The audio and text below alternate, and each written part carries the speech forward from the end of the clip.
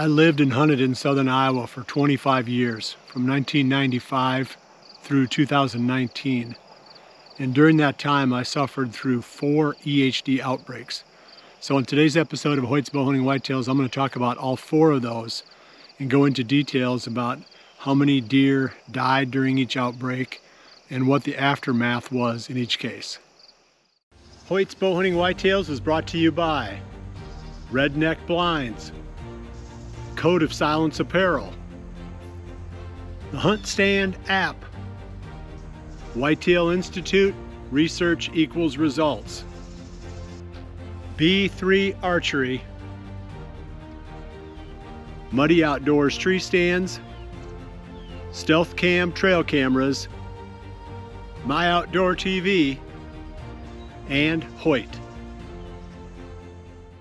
The first bad one was in 1999, and during that time I was a part owner in a subchapter S corporation, and we controlled 4,100, almost 4,100 acres of contiguous land.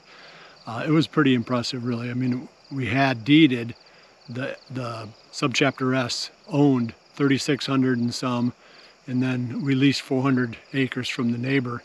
Now you look back on it and it's like, holy cow, it felt like we had unlimited hunting opportunity there, and basically we did. But there were a lot of deer there. And during that time, I think I owned that share for 9 years, and I learned so much about deer because you got to see every kind of behavior imaginable. You got to see bucks fighting, bucks breeding, multiple bucks breeding the same doe. I remember one morning on stand, I saw 52 different bucks from my tree stand in one morning. So the point is, that place was like deer park on steroids. Got to learn a lot, but one of the things that happens when you have a lot of deer is you have a lot of opportunity for an outbreak of any kind of disease. And in 1999, we got hit really hard with EHD there. I would say it was a 50% kill, maybe a little bit less than that. Let's say a 40 to 50% kill. I remember we found 50 some bucks that winter when we were shed hunting. You know, found them dead. And I'm sure we didn't find them all. You know, there's no doubt that, you know, probably double that many bucks died from the EHD the September before. So that one was interesting because the dynamic was so unique. There were so many deer. You know, we did our best to, you know, plant food plots and so forth, but they ran out of food. Every year those deer would run out of food, and there'd be some stress related to that. So when the population dropped from the EHD, we actually saw some really good hunting as a result of that.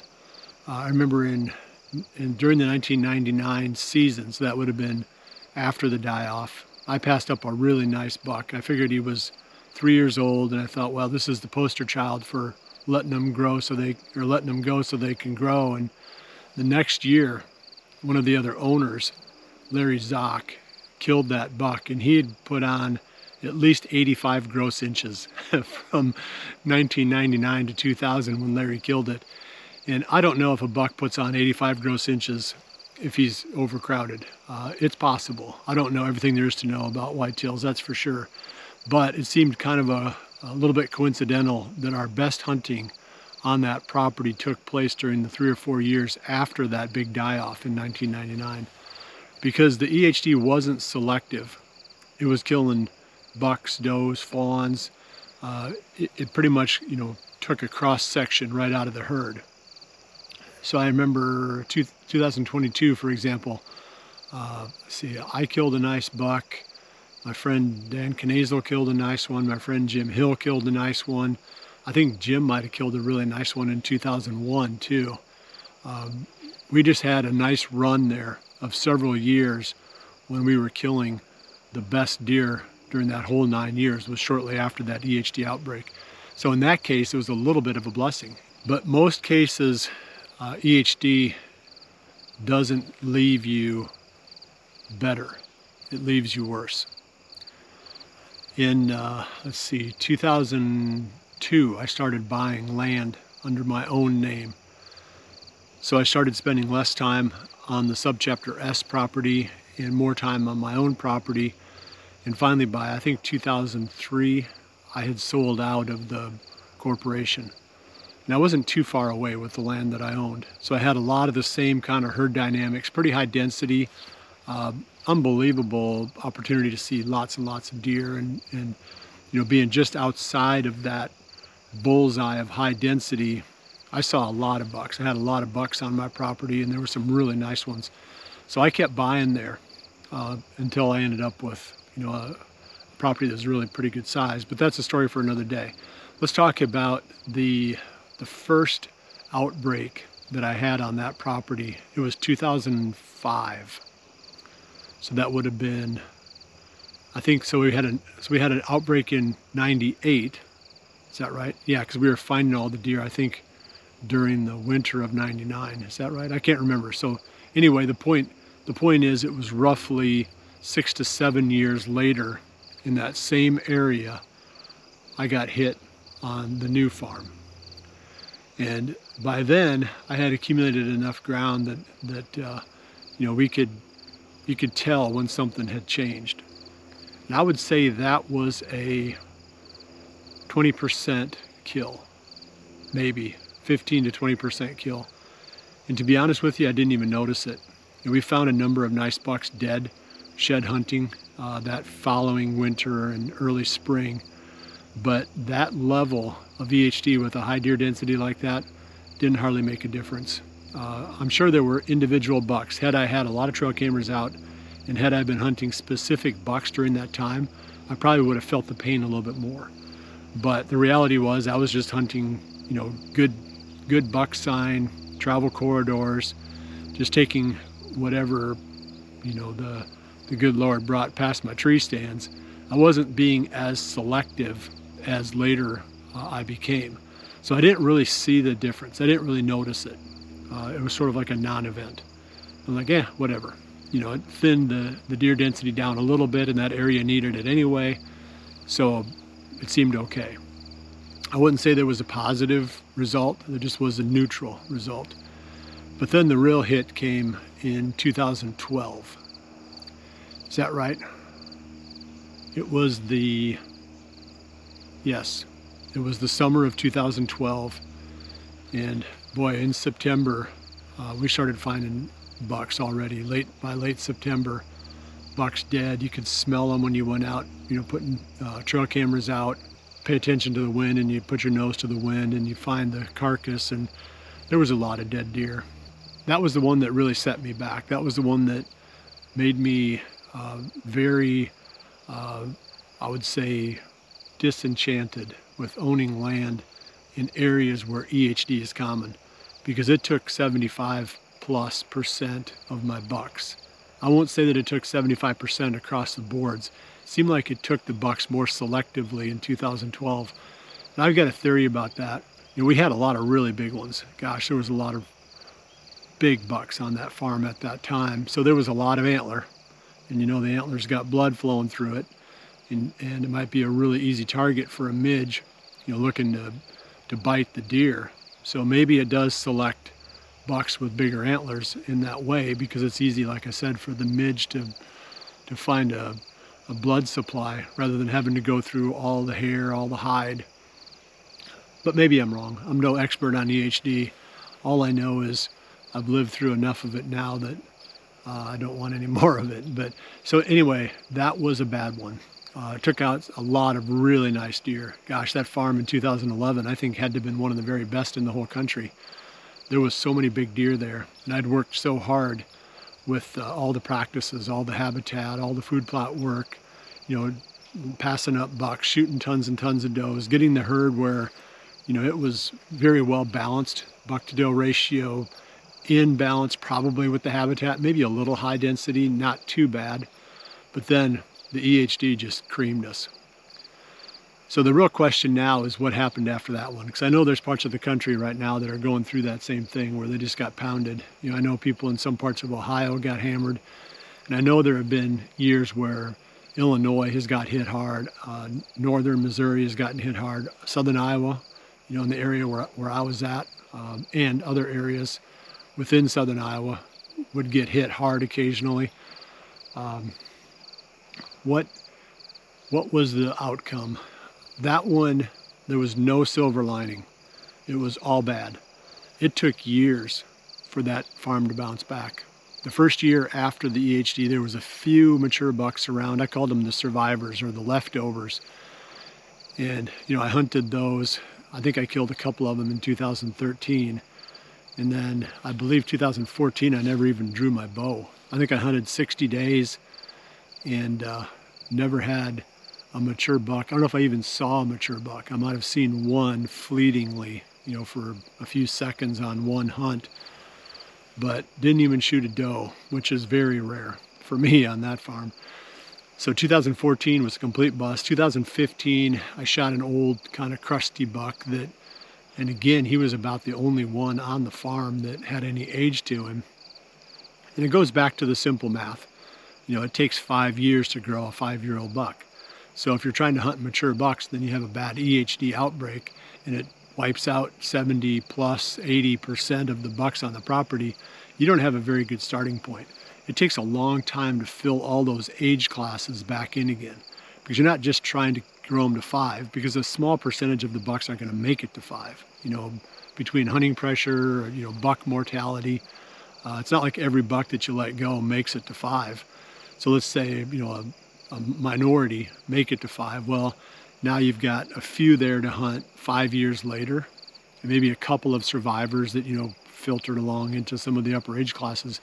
Well, it takes 6 or 7 years to fill all the age classes back up again, where you've got a reasonable number of bucks from, let's say, 4, 5, 6, and 7. You're never going to have a ton of 7-year-olds, but it's nice to think you can have a lot of 4, 5s, and 6s in areas that are well managed. So it takes, more than 5 years to bounce back. We had 5 really slow years on that farm. And then it started getting better again, obviously, after that, because we started killing some really nice bucks again. I think starting in 2016 was when we started getting a few, back into the rotation, maybe some bucks that were, 2 years old in 2012 and, had a little bit going for them. They survived the EHD. My final outbreak on that farm was 2019, and that was, I believe I sold it in 2020. And I didn't sell it because of the EHD. That was a minor consideration, but certainly a consideration, but it wasn't the reason that I sold it. There were other things at play. I wanted to get closer to where I grew up. I wanted to get back in the bluff country. I just had that itch, to get back to my roots. But anyway, 2019, we found a lot of bucks dead. And again, you could put your nose to the wind and you could smell them and you could hunt them down and you could find them laying dead in the ponds and the ditches and the little creeks. I would say that was a 25%, somewhere in that range, 20 to 25% kill. It wasn't terrible. There's no doubt that it reduced the long-term or the medium-term potential of that property, but it didn't set it back on its heels like 2012 did. I killed a couple nice bucks in 2019. Actually, I shot a really nice buck in 2019, 2 of them. So it wasn't so bad for me that it ruined the farm. I think those kind of outbreaks, they only really get under your skin when they take out one of the bucks that you're hunting. Otherwise it's sort of, if you've got a lot of deer or, a reasonable number of deer, it's not that bad for nature to, cull off 20% of them or 25% of them. That's not a terrible loss, because, nature can replace that fairly quickly. A year or 2 later, you're right back in business again. It's the individual bucks that you lose that you were counting on hunting. That's where that gets painful. So the takeaway from all of this is that EHD, in my mind, is one of the worst things that deer managers have to face. There's a lot of stuff that we deal with, a lot of issues, that have to do with, trying to get bucks to full maturity, whether it's hunting pressure, roads, deer getting hit on the roads, all the various factors that we have to manage around. But then to have to manage around a disease that you have no control over, that can completely, cut the legs out from under you, that's pretty discouraging. So, I'm glad that the area where I own now isn't in one of the high prevalence EHD areas. It's further north, and it just seems like the further north you go, you get out of that. Whereas the further south you go, the deer are in EHD, I would say almost every year. So there's always an immunity being, built up and reestablished, and it's sort of like you don't get the bad outbreaks because it's just kind of a constant. It's that central part of the country where you get those outbreaks. The deer maybe don't have the immunity, and then you get the right conditions, and the midge flourishes, and the EHD wipes out a lot of deer. That's a rough one. It was interesting that my 4 outbreaks were roughly 7 years apart. And I'm not sure if there's significance to that. I've never done the research to find out what other people have found, from the frequency of the outbreaks. But it does seem like it makes some sense, because the deer that make it through, that survive, they have an immunity to it. At least that's what I've understood. So maybe there's enough of them that are immune that even though there are still midges in the population every year, it's not like the midge is only there on the bad EHD years, it's there every year. Some years there's more of them than others because of the environmental conditions, with the moisture levels and, the places where they like to breed. But anyway, the point is maybe the immunity wears off in that length of time, 6 to 7 years, and then the deer are, susceptible again. I mean, it's a theory, but it's just a coincidence that my outbreaks were every 7 years. So if you got hit, gosh, you have my sympathy, because I know how painful that can be. It's really frustrating. You put all that time and effort, in a lot of cases quite a bit of money, into the land and the land management, and the reward is seeing these deer flourish. It's even more than just shooting them. Just seeing them do well. Creating that environment where you get to watch these deer from year to year and see how much they grow and how their behavior changes, and all that stuff is so much fun, because that's the fascination, and maybe that's the true reward that we get from doing the deer management, from owning the land, and then to have that completely wiped out. It's, like I said, it's pretty frustrating. So hopefully you picked up something from this. It's not good if you get hit hard. It seems like anything over about 25%, you really start to feel it, and that has a big effect on the future of that property. Well, I appreciate you joining me. I'll see you right back here again soon for the next episode of Hoyt's Bowhunting Whitetails. And remember to always dream big.